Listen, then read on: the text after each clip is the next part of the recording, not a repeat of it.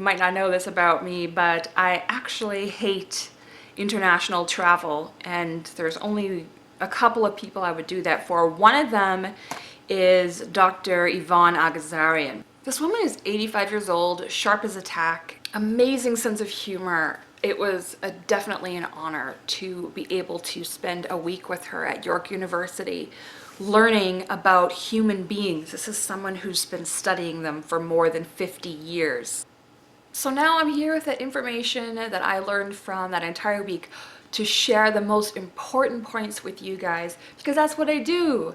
I travel the world, I'll scour every book, I'll search every YouTube video to find out what we need to do to be helping ourselves, human beings, at this point in history. So today the main thing I want to talk about are role locks. And this was incredibly profound for me.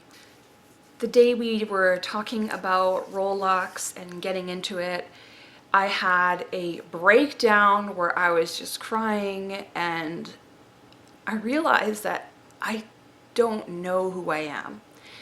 Now, I've kind of known this. I've known this about a lot of people. A lot of people don't know who they are, and that doesn't bother them. They're a product of culture, of conditioning, of their parents, of society, of their peers. They aren't actually an individual. And I've kind of known that, and I've tried to maintain that for myself. But when we really got into the science of this, and I figured out that the person I had thought I was for this entire time is not actually who I am, I was devastated. A role is a way of thinking, feeling, and behaving that we take on in order to overcome a situation that we aren't equipped to deal with. Most of these roles we adopt before we're 6 years old.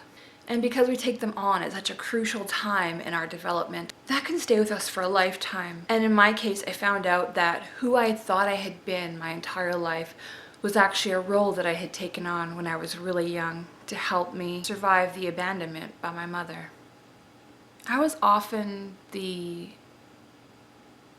annoying little tag-along person that kind of got dragged out to parties and left in corners and told to be quiet. Being left out by your mother, being left in a car so your mother can go visit her drunk boyfriend, being locked out of the house so that your mother can have a drunk boyfriend visit. Things like that really, on a toddler, are monumentally devastating. And I remember what I would do. I would think how my mother had very bad taste in preference of who she hung out with, because I was a creative, cool, intelligent, curious, funny child, and she would put me out to hang out with some alcoholic loser who I knew was going to leave next week, and I was 4 years old, and she didn't even seem to understand that. I created this role for myself, a cool loner. The cool loner made me feel okay about my situation of being abandoned and unwanted. I found that that loner persona carried on with me all throughout school and adulthood. And I even remember in college, I was like, oh, finally, college, a brand new start. No one knows my history. You know, I'm outgoing, I'm confident, I have everything it takes, I'm smart. I got my first year in college completely paid for in scholarships that had everything to do with my grades and nothing to do with the color of my skin or what's between my legs. But it happened to me again.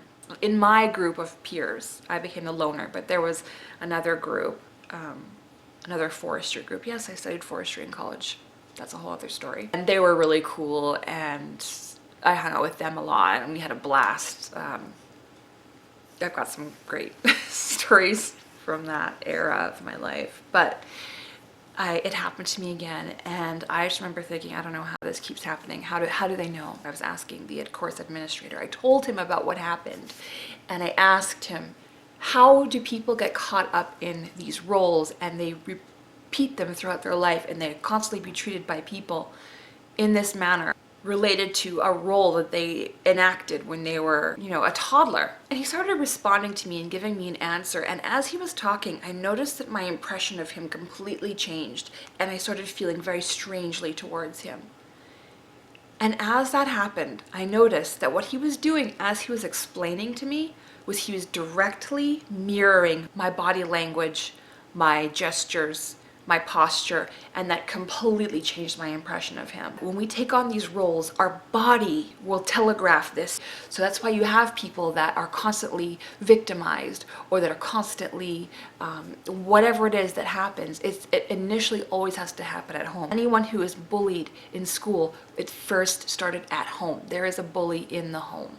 And I have not yet found one person who has proved this to be not true. And the bully is usually one of the parents, and probably one of the siblings who picked it up from the parents. Now this actually does start in the womb, body posturing, based on the mother's experience of pregnancy, whether or not she gets sick. There's a bunch of different aspects. I'm actually gonna put one below in a video that another amazing, wise person that I'm going to be seeing next month has created. You really need to check that out. But that creates shoulders that drop forward. It creates a certain look in the eye.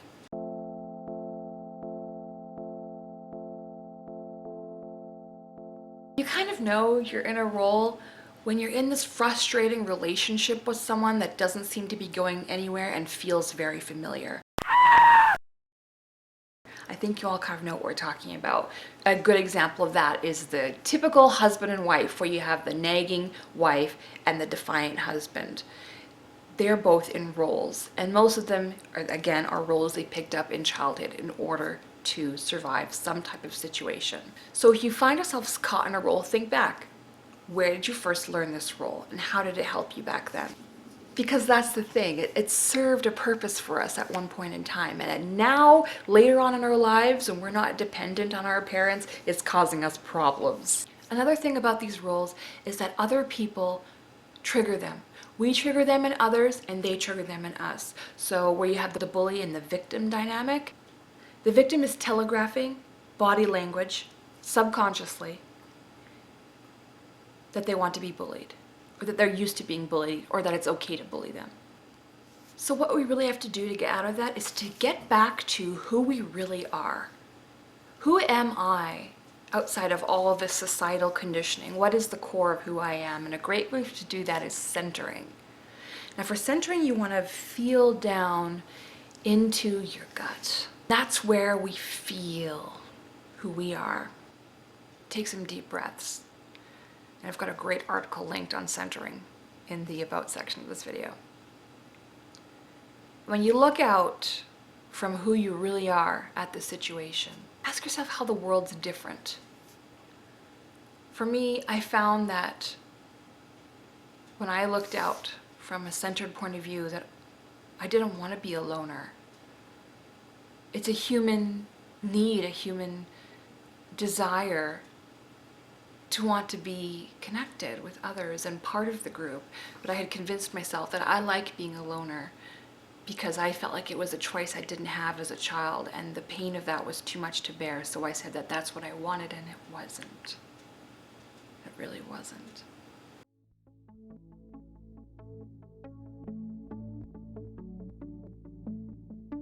What I really wanted was attachment, connection, empathy.